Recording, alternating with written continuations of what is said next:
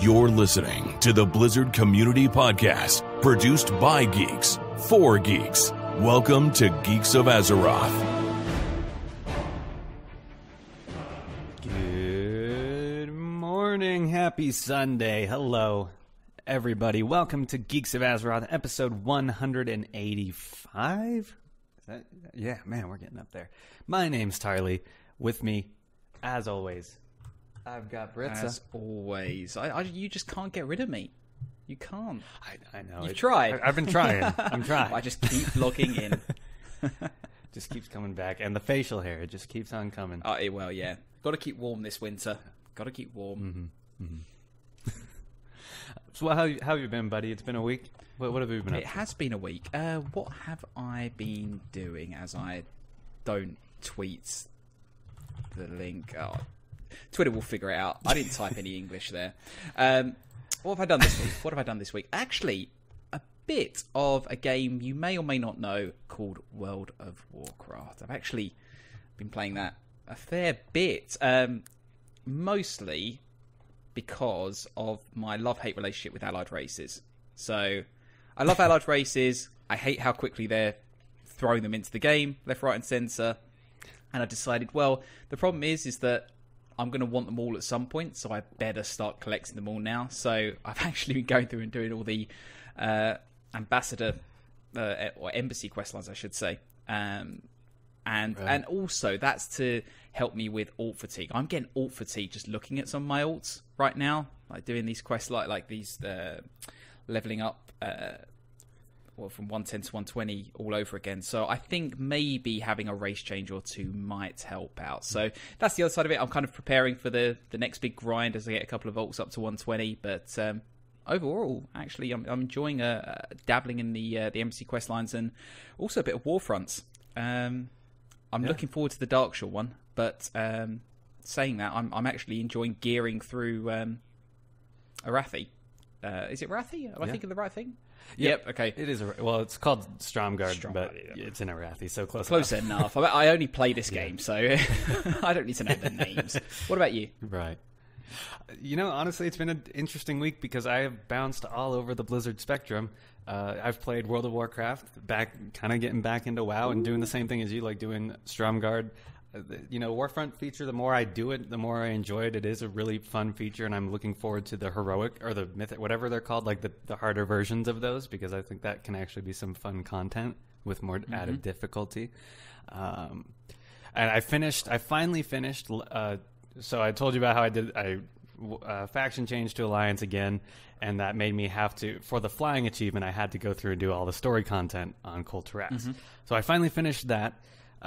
For the Pathfinder achievement, and I can now honestly say, though I love aesthetically the Alliance zones, Kul Tiras is beautiful. I gotta hand it to the Horde. They have just an overall, they have an overall better storyline. Like Stormsong Valley, for instance, that story was like the main storyline in that area was just over really quickly, and it didn't really tie anything together. But you go to every zone on Zandalar, you do the Horde questing there. It all ties together, and it comes together at the end with a really good quest line. The Alliance just didn't seem to feel that as cohesive.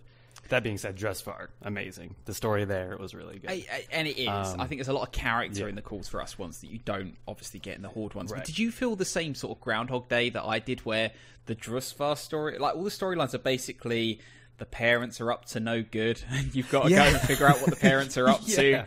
Yeah. You get kind of the same thing in every zone. Someone's doing something creepy in the fortress / manor house. What are they up to? Well, we'll go find out by getting a load of people together. And I like that. And also how in Stormsong, how the Horde invasion was a bit of a side note. Did you ever get around to that quest line? Right. Yep. That is that's required for the achievement, and you just kind of, they're bombing the town. Okay, they're done. Next. Yeah, and that seems like a major thing. You know, they're just bombing civilians randomly, and you're like, okay. Well, anyway, so back to the Cthulhu monster. Let's go sort that out. Yeah. Oh well. Yeah. So that was interesting. Ash came out on the PTR on Overwatch, so playing her. She is so cool. Definitely check her out if you have the How's Overwatch Bob? PTR. Really, really fun. Bob is so overpowered. Oh my god, he actually counts as a player. He can push the payload by himself. He can capture a point by himself. Can he? Yes. Yeah, it's really awesome, and just he's so good. I mean, like he'll just destroy like a tracer or something. It's amazing. And then oddly enough, Alisandra is going to be happy if she's listening. I've played StarCraft 2. Wait, this week. What? Yeah. I went back and I played some StarCraft 2 and I did my placement matches, and I don't know if this is more of a sentiment that the game is dead or if I somehow got good at the game, but I just placed in plat and I never reached plat when I was playing the game. Seriously. Okay. So I'm a bit bewildered. I'm like, I don't even know if I want to keep playing StarCraft now because I've never reached this rank. Am I going to like fall down? Because like my placements, I was playing against diamond players. I'm like, what's going on here? So it sounds like you're officially going to enter the World Championships. Yep, I'm going to play against Sarah next year at BlizzCon. And screw it, because the South Koreans have lost their edge now. We can just take the lead. Brilliant. Yeah. But yeah, either way, like, yeah, StarCraft is feeling fun to play right now. So just kind of, all across the Blizzard. Can't believe I never believed I'd hear you say that in 2018. Me neither. Dead game. Oh wait, kind I'm of good. desperate for something to play. All right, so let's get to the news. It's been a very interesting week post BlizzCon, to say the least. So Activision Blizzard Q3 reports are out, and well, Britza, why don't you lead us into I'll do it in a way that Blizzard doesn't said. bore everyone. But the general message, so they came out with the Q3 results, and the Q3 was actually quite good. It exceeded expectations. Their revenues were, I think, year on year about 1.66 billion. Generally speaking, they've exceeded. I think their net income was up 38% for the quarter to 260 million. So it was all pretty good. And the monthly active users for Blizzard, so this is Activision Blizzard's results, but the Blizzard side of the company was doing all right and pretty well, actually. And their monthly active users were pretty solid. I think about 57 million or whatever they were stable. They hadn't decreased. Yeah. But and the sheer numbers that they show between like King and Activision and Blizzard is like 300 some million, which is huge. Crazy. And this kind of touches on what we're going to talk about. King is the big mobile pusher for Activision, so they expect higher monthly active users for that, and higher revenues in some cases. So mobile does make up a huge part of the numbers. But the thing that so they released the numbers, and Blizzard was looking good. Activision wasn't. The result was the share price dropped by over 12%, almost 13%, which wiped off, I think, about probably about 8 billion. No, not even that, maybe. About $5 billion off the company, also quite a few billion.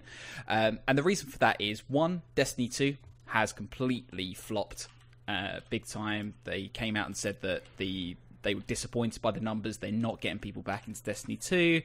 It's really not going well. They're giving it out for free. They're giving it out for free. No, but that's why they were giving it out for free. It now all makes sense. The retention rate. They said themselves, when people are in, they're in and they're engaged. But it's getting all these people like probably you and me who bought the original game, played it for about 2 weeks, and then went, nah, this isn't for me.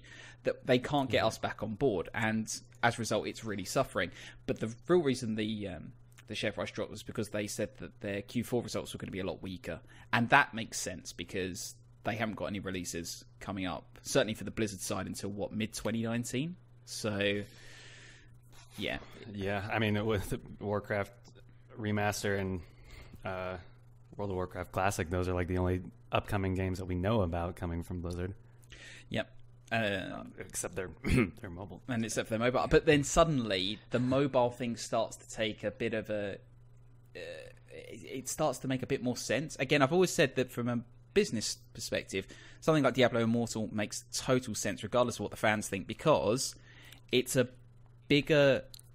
there's more growth in that revenue stream, which is going to excite investors. It's going to give them more money to play with for other projects. So it's the complete opposite of what, say, Destiny is doing right now, which is drying up. Destiny 2 will probably be dead by the mid of next year. I can't see them ever going with the Destiny 3 now. Oh, they absolutely are. You really think so? Guaranteed. Absolutely. Undead Sniper, hello in the chat. Thanks for stopping by. Hey. I don't. Well, maybe they will. I mean, it's probably a big thing for me to say it, but all the trouble they're having with Destiny 2, I can't see it working out. But the general message is pretty good quarter for Blizzard, Activision Blizzard, but it looks like it's going to be a quiet Q4, and it freaked investors the heck out. So wait and see. Yeah. So they're down overall. What was it? 10%. 12.8%, I think, on Friday. Bear in mind, they're a $40 billion company. They were up. Their share price was like $80 a few months ago, or a month or two ago, and it's now 55. So they've lost between 30-40% of their value as a business in the last month or two. So that's rough. That's rough. And you know, I said to you in chat, you know, you can suddenly all the departure dates for people like Mike and that start to make a bit more sense. Activision Blizzard is in need of a new direction or something to energize it, and you can see why someone like Mike might say, well, actually, you know what, I've done some great things, I'm ready to retire, now's the time for me to step down. So yeah So the company's going in a weird direction. We'll get there. We'll talk more about that in a moment, but let's talk about some good news before we get into more bad news. World of Warcraft Classic demo got extended through the weekend. Probably by the time you're listening to this on the podcast version, it will sadly be over. But, that's just great. The community, it's so good to see the community so excited about World of Warcraft. And it's funny that it's Classic. Like, people are kind of over BFA. But the Classic, everybody's just like, please, more of the demo. And Blizzard extended it out through the weekend. I think Asmongold had a pretty big helping hand in that, just tweeting at the devs, and then they extended it throughout the weekend. So that's good. It's really cool to see people are enjoying it, loving it. I got my fill of it. I didn't want to play too much of it because it is a demo. It's not like your character progress is going to go forward. So it's, putting that much time into the demo doesn't really mean a whole lot. So I got my fill of it personally. Did you try it, Britza? No, I still get PTSD flashbacks for it, to be honest. And to be honest, even though I'm nostalgic for the whole Classic experience, I've done Westfall and Baron so many times now that I couldn't bring myself to go in and check it out. That's fair. So yeah, that's cool that they extended it out to November 12th. So like I said, if you're listening on the podcast, it's probably over. So sad. But it's cool that they did that. Yeah. So you were talking in your what you've been doing part of the show that you're getting your allied races, and you're thinking about just doing faction or character changes or whatever they're called. That service is called. But really, it's going to be a lot easier for you to level up and get that heritage armor now, because in 8.1 has hit the PTR. So we're finding out a whole lot of stuff from the PTR, and in this build that hit the PTR, we also found out that the experience required to level up to level 110 has been dramatically reduced, especially in the 60 to 80 bracket, up to, 40% for those 20 levels? And then it's kind of like 25% in other places up to 110, so even the Legion leveling has been dramatically squished. So theoretically, this will probably feel like at least it used to before they revamped leveling. Yeah. Maybe even faster. I think so. I mean, whilst I was talking about faction changes, race changes, Blizzard donation, that sort of thing, you're right. I think if people are looking at allied races and thinking, I'd love to get that heritage armor, particularly the Tauren stuff we've seen. Now, was it Tauren? What were we talking about last week it was Tauren with the Totem. Yep, which is a cloak, by the way. I was completely wrong. That's a cloak. So I don't know where the weapon goes, but hey, I'll figure that out later. But yeah, if you're after heritage armor and things like that, you're easily, we are looking at about 30% less leveling time, up to 110. We probably should say that 110 to 111 is 25% quicker. So that first level of BFA will be quicker by 25%. But afterwards, what's it, 0.05% reduction? Right. Thanks, right, Blizz. Yeah. Cheers. But they've also added in an item that gives you a 10% experience buff that can only be used on Kultress and Zandalar. It is Battle.net account bound, so you can buy it on your main and send it to any of your alts, whether they're Horde or Alliance. And so if you don't like playing with War Mode, there you go. You get the same 10% buff. If you do like leveling with War Mode, then you're at 20%. Right there. Plus, when do heirlooms get activated in 8.1? I don't imagine those will come until 8.2. That's when they came in Legion anyway. I'm still sticking with one character, man. I'm sticking with one character until flying, because it's such a drog leveling through it. It's good content, but it does feel like it takes a while. And once we have flying, once we have heirlooms, then I'll think about leveling some more. Plus flying will make it way faster. Yeah, and you're not missing out on anything, because I think I'm looking at the back end of Legion. There were some alts that I leveled probably about 4 months before the end of the expansion, and they were the mains I took into BFA because they were more heavily geared than the mains I've been carrying through Legion. So you'll overtake your mains easily if you want to in the last couple of months of the expansion. There's no rush. Yeah, and you can already see the catch-up mechanics in effect. I took a month, I think, of not playing BFA to come back and start doing this the Kultiris grind on my monk, and I went up 4 or 5 necklace levels just from doing that. Whoa, okay. So you can already tell the catch-up mechanics are helping, so you don't get super behind. And then, of course, in 8.1, there's just more options for gearing, so yay. What else in the news? So Blizzard confirmed, kind of, Diablo 4. This is a story and a half. Yeah, I mean, so somebody reports, there were reports going out that Blizzard had planned a Diablo 4 announcement for BlizzCon. Mm-hmm. This was reported on Twitter. I can't remember the guy's name, but he's been reputable before. From Kotaku. Yeah, so from Kotaku. So he's got a reputation and he's got sources. So seemingly credible to say that Blizzard had planned to announce Diablo 4 at BlizzCon, but scrapped it last minute. Blizzard comes out and denies this immediately. What do you think, Britta? Do you think?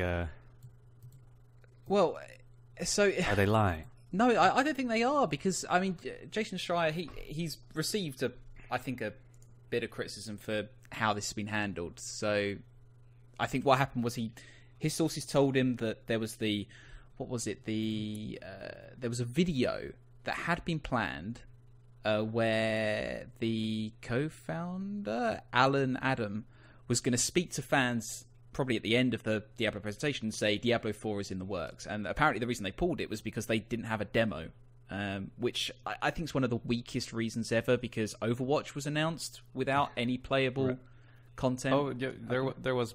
We could play Overwatch. Oh, could you? Okay, well, there must be some. Well, I don't know. Maybe Blizzard then is just scared of talking about games when they haven't got demo content. But I think the last couple of weeks have shown that, maybe wrongly, that the community just wants announcements rather than necessarily playable content. But the point being is they pulled it. But it's in the follow-up stuff from Jason Schreier where he's basically said, what was it? One of his tweets said, so yes, I can confirm there's a new PC Diablo coming. Hopefully and he basically says that knowing Diablo 4 is in development and has been for a while in various forms under different directors helps comfort any of you who are worried the series was going mobile only or something. So basically, this video, Blizzard is disputing that the video was pulled, not that the video exists. And therefore, around some other conversations, they've kind of indirectly confirmed Diablo 4's in the works. Well, now, on multiple occasions, multiple people are now saying the same thing because they're getting so much fire about the mobile game. They're like, there are multiple Diablo projects, unannounced Diablo projects in development. Everyone's saying that. Why can't you just say Diablo 4's we're working on it? I don't know why they're not. They can't. Why would you be so scared? Because when there's a couple of reasons why. I think the main reason is it's probably further off than anybody wants it to be. I agree. Right now. If it's gone through game director changes so much, if they still can't announce it at 2018, then don't expect Diablo 4 next year. Don't expect a new Diablo game probably for a while still, which it sucks. It sucks. It's been since 2012. We know. But it won't be until 2020. Easy. Yeah. And I guess another reason is that they could be going a Bethesda, which you can't even say that anymore because Bethesda changed entirely how they announce games. But Bethesda used to, the way they announced games was they would announce it in the summer, like they did it with Fallout 3, then they did it with Skyrim, then they did it with Fallout 4, where they announced it in the summer, the game came out in the fall. There was no talking about it prior to that. Like, they could be going that route with Diablo 4, where they announce it next BlizzCon and then it's out the following summer. But I don't think that's where they're at with the new Diablo. No. So it's possible. It just would have been nice if they could have just confirmed for fans that they were just a logo. Just a logo. But to be fair, too, it might not even be called Diablo 4. No. It could be like, I don't know. Diablo Candy Diablo Crush. Immortal. It'll be Diablo Immortal. Diablo Immortal. This one feels quite mortal at the moment. Yeah, I mean, again, I can understand. Yeah, I stand corrected on the Overwatch thing. I thought they announced it and then the following year they showed stuff. But I don't know why not. I don't know. It's very easy for me in hindsight to say, oh, well, they should have shown it, and even if there wasn't a demo, and I think the community's probably doing the same thing that I'm doing. But I don't know. Everyone knows it's there.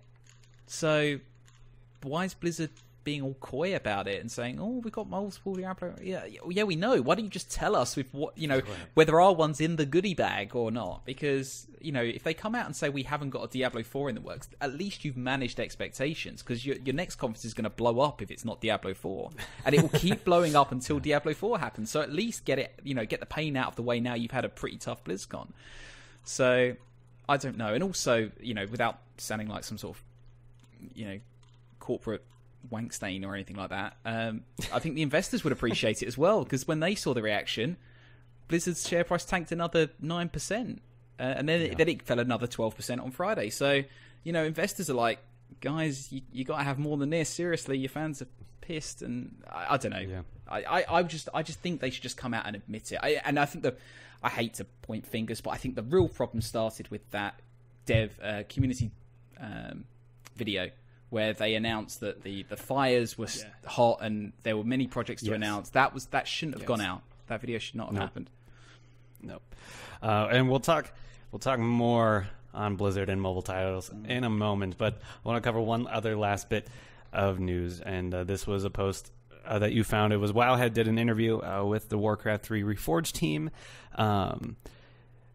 One major thing that they talked about, I don't know if it was in this article or not, but they, like Christy Golden and other members of the WoW writing team are actually rewriting parts of Warcraft 3 to better fit the Warcraft lore as a whole the story they've been telling over the last 20 years. They want Warcraft 3 to not have any contradictions with the current World of Warcraft story. Well, how do you feel about that, Britta?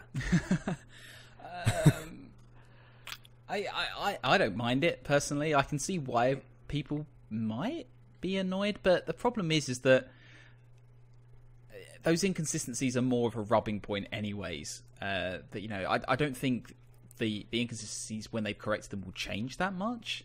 I think it will just be the occasional line of dialogue where they refer to what the Burning Legion is, for example, or maybe like they talk about some of the Titans in certain ways and they correct those. So I think they'll be barely noticeable. Like if they rename Uther Lightbringer like Bob Lightbringer, then that might change things a little bit. I don't know why they would, but that's kind of level of change if they start renaming characters. Right. But even then, I don't know. Like, the only thing I can think about that probably would get massively changed is that scenario where you have Rexar and you play that really long. It was once considered the pre-WoW level because it was Rexxar, and you went around effectively questing around the Barrens and around Durotar and that. There was a lot that happened there, and I can see why they might change that because you meet Vol'jin, I think, if I'm right, and a few other characters, so they might rework some of that. But I don't think the main game was that off the charts, to be honest. So that, or burn it to the ground. Screw Blizz. Right. I want the game I was promised, and this isn't it. Meh. Yeah, I'm okay with it. I mean, I'm more. The story's good. We all know the story, so I mean, I'll play the campaign anyway, just because it's fun. But I'm more interested in just the gameplay. It was so solid. So if they change the story to better fit World of Warcraft's narrative, that's fine. I'm with you on that. Was there anything else out of this interview that you found? No, I think that was the main thing. So they were retconning. They said they were going to retcon some stuff to make it fit better. They said they were going to talk to the community about it. I do like that. I don't know, that kind of screams. Was it Nostarius? Am I thinking of the right people? When they brought them in about legacy servers. Yep. So I like the idea of bringing people in and having this more community-driven change. So hopefully they do some talks about that. But no, I think it's really cool. I like how actually there was one thing. They said they weren't going to expand the Warcraft 3 campaigns, so the Realm of Chaos and Frozen Throne campaigns. I agree with it.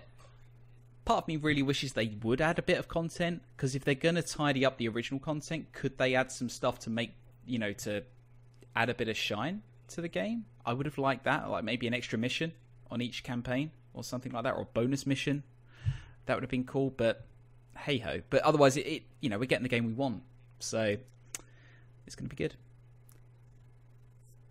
Right on. Okay, so now let's go back into talking about mobile games, shall we?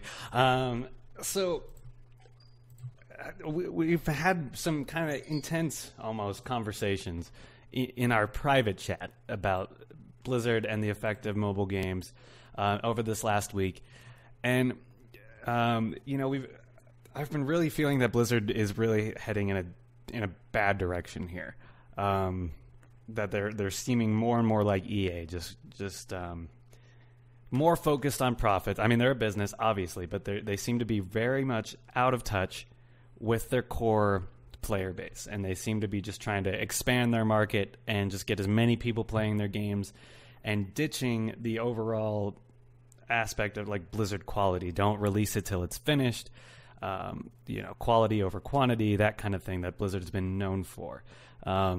We started to see that with beta for Azerite, which is the current expansion that we're playing in World of Warcraft. And now with the release of Diablo Immortal, people are just really skeptical of Blizzard right now. So, the thing Blizzard should do is come out and say, yes, we are very focused on PC gamers. You guys are our core audience, and we're going to double down. We're going to triple down on PC gaming, and mobile games are just a side that, no. That's not what happened. What's his name? Alan Adham. Yeah. Mm-hmm. Yeah. Co-founder of Blizzard Entertainment came out this week and announced that they are working on mobile games across all of their IPs.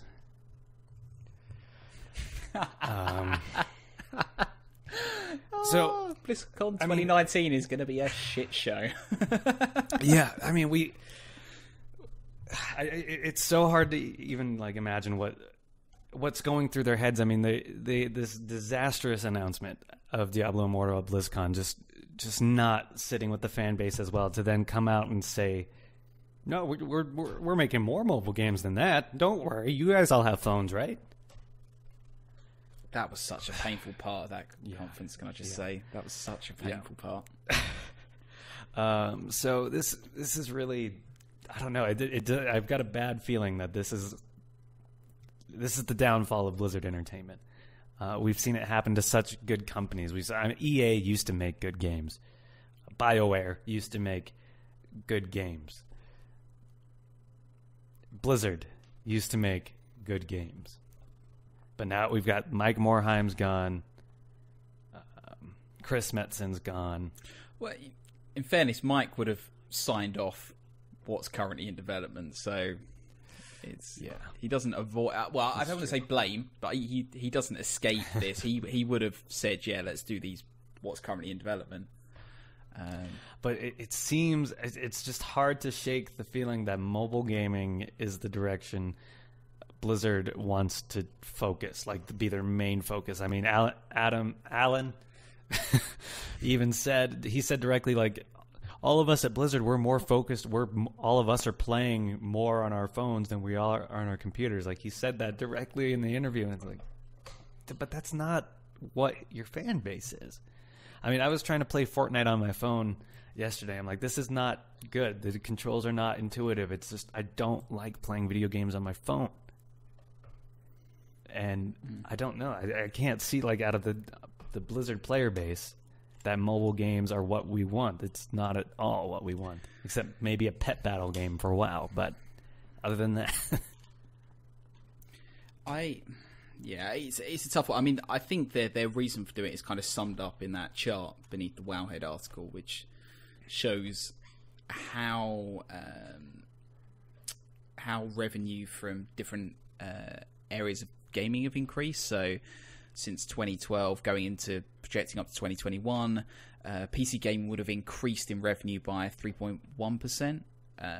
Consoles increased by 2.3%. Mobile, however, has gone up. It's projected to have increased in those 9 years by 26.8%. And it's going to eclipse, of 180 billion projected in 2021. 59% will be mobile, 19% will be PC, and 22% will be console. So, they probably want 60% of their IPs to be mobile, so that they can capture as much of that as possible. It's a business decision. I know this is going to sound like the investor episode, but that's what they're going to want to sell. They're going to say, guys, there's a big pot of money out there, and Hearthstone and Candy Crush can't cut it anymore. So we need to get in there. But your point is perfectly valid, because it's about audiences. And without sounding really melodramatic, I think what people have to accept is Blizzard's going to go where the growth is. It might leave you behind to go do that, and I don't. It might do that. That's what's really sad about all this, in my opinion. It's because, I mean, that we've talked about BlizzCon and stuff. I mean, that's what really draws people to Blizzard games, is the community around those games. If Blizzard continues in the direction that they're going, the community is going to die out. They're just going to chase profits and just hit the mass market in mobile games, leaving their core audience of PC gamers behind. Then there won't be a BlizzCon. There won't be that community around playing Heroes of the Storm on your phone or whatever is next. Like, that community won't exist for these mobile games. And eventually people will move on, and people who leave Blizzard, and I guarantee if Blizzard keeps going in this direction, more and more people are going to leave. They'll probably form a new company. They'll start making new games, and that's where I would assume we should follow. It sucks. I hate to see the idea of losing BlizzCon, losing this whole community, but we all have to, if we're opposed to these mobile games, you have to show Blizzard with your wallets or with your playstyle, and don't play those games. And speak out, be vocal. The media calls us entitled gamers. No, we're not. Speak out. Don't let Blizzard just rest easy with these mobile games. Give them hell, because they're abandoning us. I think they're getting it already. I think we saw, self-esteem die on the Diablo stage during that opening presentation. But I guarantee if there is a mobile game announced at BlizzCon 2019, it will. There's going to be tomatoes thrown at the stage. It depends what else they announce. If they go, I think the problem with what they did at BlizzCon was that they misplayed their audience. I'm not even speaking English now.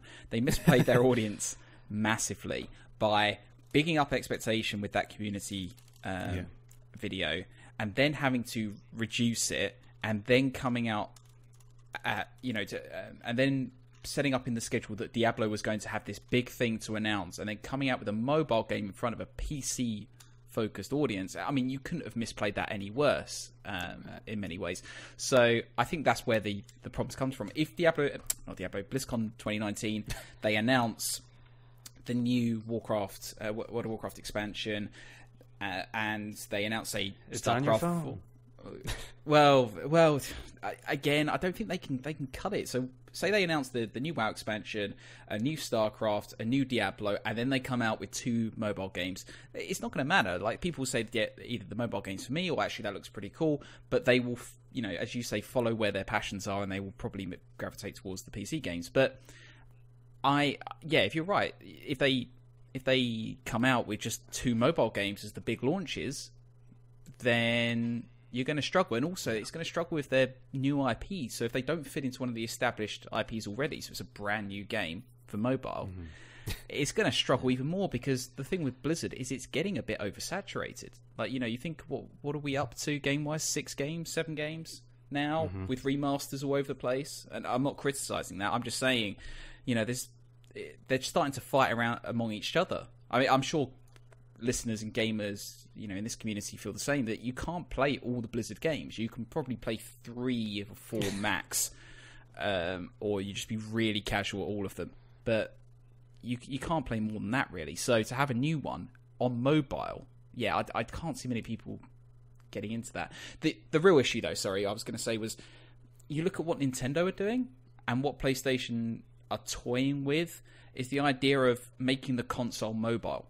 So if the console becomes mobile, for better or for worse, I know they've tried it in different iterations. Sony has tried and failed, largely, to make the PlayStation mobile. Switch is currently trying that for Nintendo. But if they succeed to make a console device portable and it gets taken up, then mobile's going to suffer, because you'll have your mobile gaming device. So, Blizzard could be following the wrong horse. Just because there's a lot of money in mobile gaming right now doesn't mean it's going to be there in 5 years' time. Yeah. And it all depends on the type of games they make too for mobile. Like, at least for me personally, I don't sit for long hours playing a video game on my phone. I would on my Switch, because the controls are intuitive, but they're not on a phone. Like, I can play, like, the types of games I personally play on my phone are like one-handed, like puzzles, or simple games, not Diablo. And one argument I heard, in favor of Diablo Immortal, well, it is good. People just never gave it a chance. It's a good game. I'm sure it's fine. I'm sure it plays well. I'm sure it's not a bad mobile game. Yeah, it's just We've beaten this dead horse a lot. Yeah. I promise we won't talk about it too much unless more news comes out. But when that new IP gets announced. But I think that the Blizzard is chasing. The reason mobile's a big thing is because they think that we all carry mobiles, which means they can always engage with us and we can engage with one another constantly. But what they're forgetting is that mobile phone technology just isn't quite there.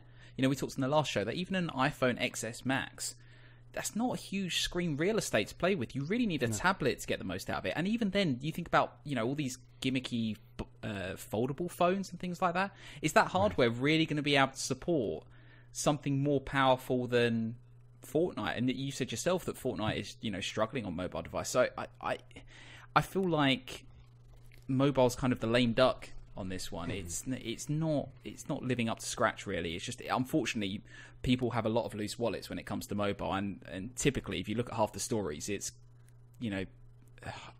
microtransactions, just really toxic business models that really do, in some ways, take advantage of people. Yep. And it just seems like it's all stemming from shareholders, big guys in suits who don't play video games, so they have no real understanding of what players want, and they just see, this is what's making money, let's get more of that. Alexander, we saw that in chat. We did cover all the earnings and stuff earlier on in the show, but yeah, it's an interesting time. Hopefully it's not as grim as we're depicting it to be. Let us know on Twitter what you guys think. Do you think this is spelling the end of Blizzard, or is there a light at the end of this very dark tunnel? We'll just have to wait and see. But that brings us to Blizzard 20 questions. Geeks of Azeroth, the moment has arrived. Have you studied the lore? Studied the lore? I am the lore! It's time for Blizzard 20 questions. That's right, it's time for Blizzard 20 questions, backed by popular demand. We're sorry. We didn't do it last week. We didn't have time. We're sorry. I know it's some people's favorite part of the show, and they definitely let us know on Twitter. So it's back, but it's just Britza, so Twitch chat, you're going to have to help him out. Yeah, the questioning we're bringing it back, but we're putting the worst person in charge of, i.e. me. Oh dear. Right, we ready for this? Yes. Let's see if we can do it in 5 minutes. Is this from World of Warcraft? Yes. Woohoo!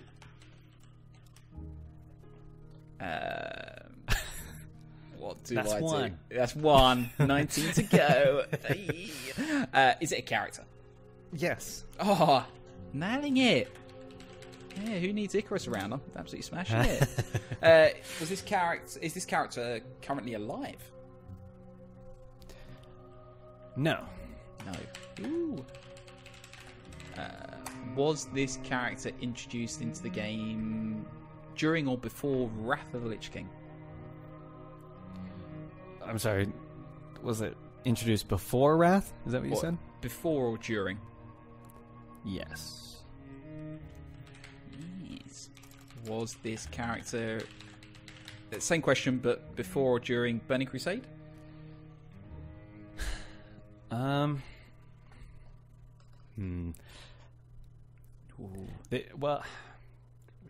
I'm gonna have to do I can't do a yes one on this one. They were theoretically known about in World of Warcraft, but they weren't introduced to World of Warcraft before BC. No.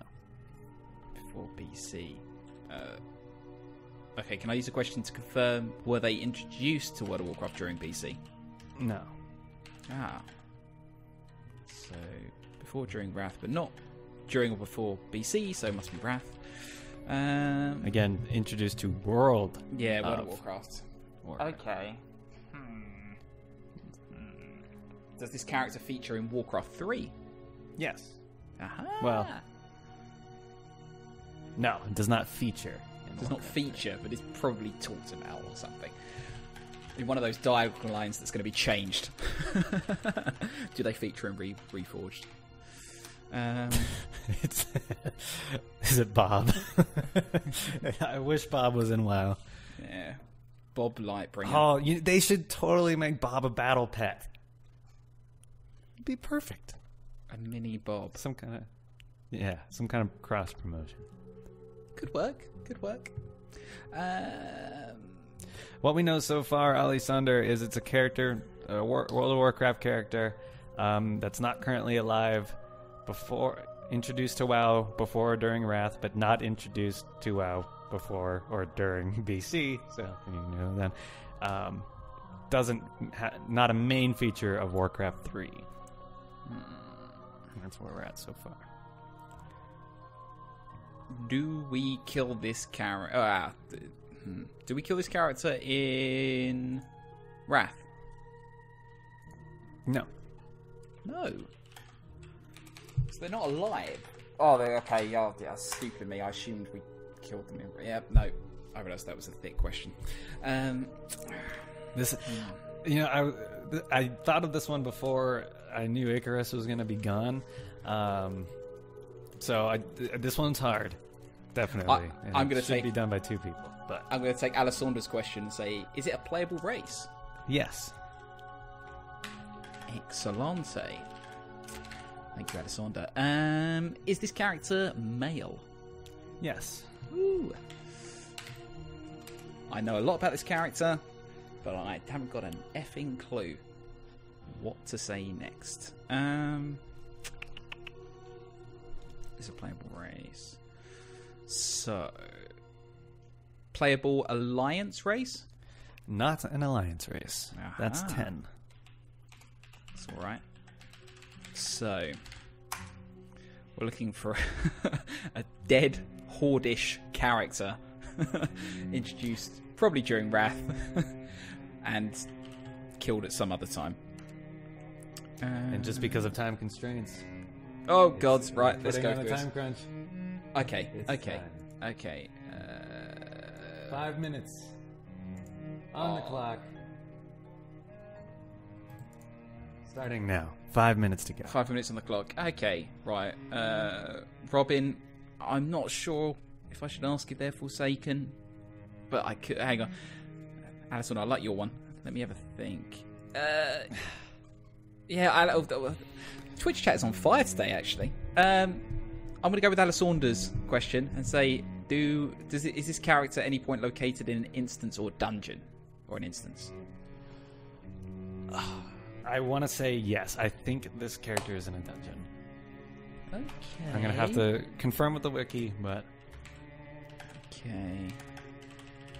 And because I think it's a good stab, I'm going to ask Robin who locks these questions. Is this character a Forsaken? No. Okay. Thought it would work because they were introduced in Wrath.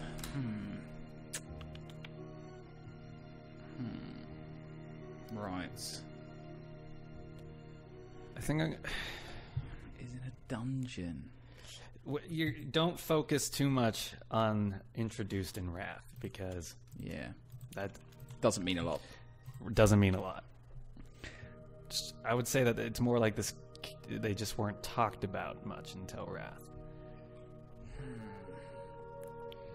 Do we kill this character? Yes. Oh man, this one's even harder than I thought it was, because the questions you're asking are totally, if you think too much about them, are going to steer you in the wrong direction. Oh, but that's the problem. Normally, I wouldn't think too hard about it. I could give you a hint, and I might give you this hint if we get closer to being out of time. Oh, let's just go it'll for help it. out. 3 minutes. 3 minutes. On the countdown. Okay, we can do this. I'm not panicking. It's like being exams all over again. Quickly do the conclusion. Here we go. I'll put the timer next to my webcam, so even Twitch chat can see how much time. But I can't. Darn it. What can we say next? There's another hint that would definitely Give it away, probably. yeah. It would at least, it might not give it away directly, but it would definitely help you out. You know what? I'm gonna do it because you're a solo show today. This character has died more than once. Ooh. Oh. Oh. Okay. Twitch chat, jump in. Who's died?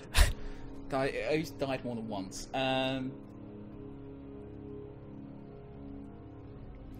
Okay, I can't think about that too hard. So you know this character was also, just based on the way I've answered questions, was also in a Warcraft game. Not just World of Warcraft. Who? They've died multiple times. They were first, I will say they were first talked about in World of Warcraft in Wrath.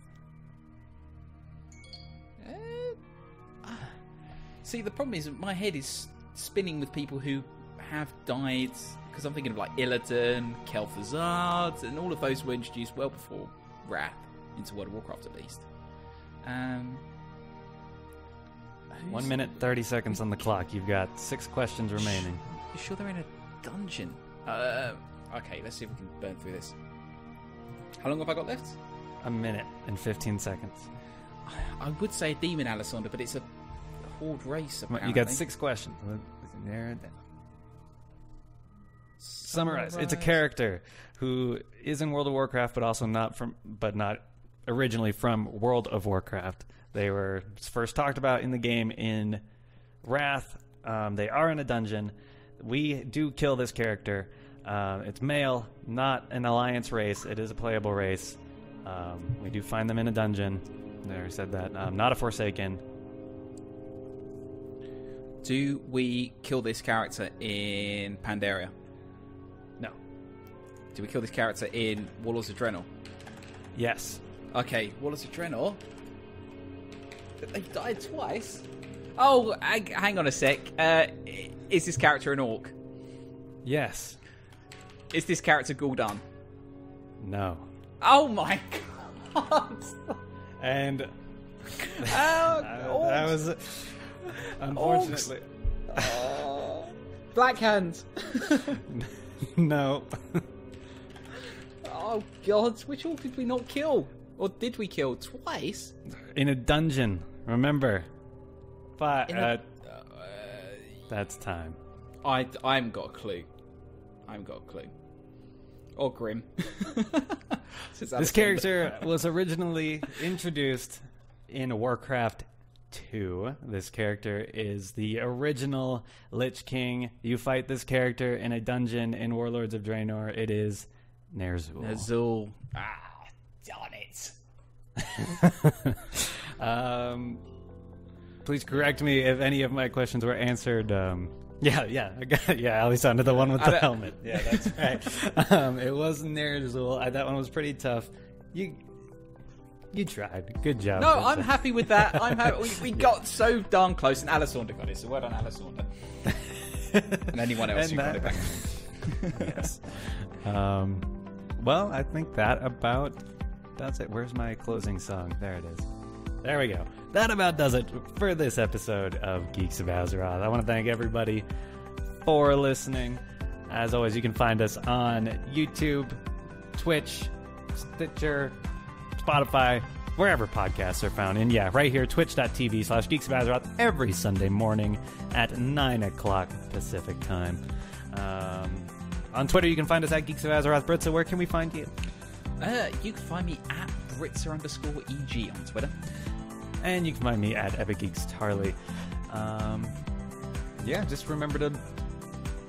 Just I don't know. I don't know what I'm trying to say. I'm all stumbling over my words. Everybody have a great week in Azeroth. We'll see you next time.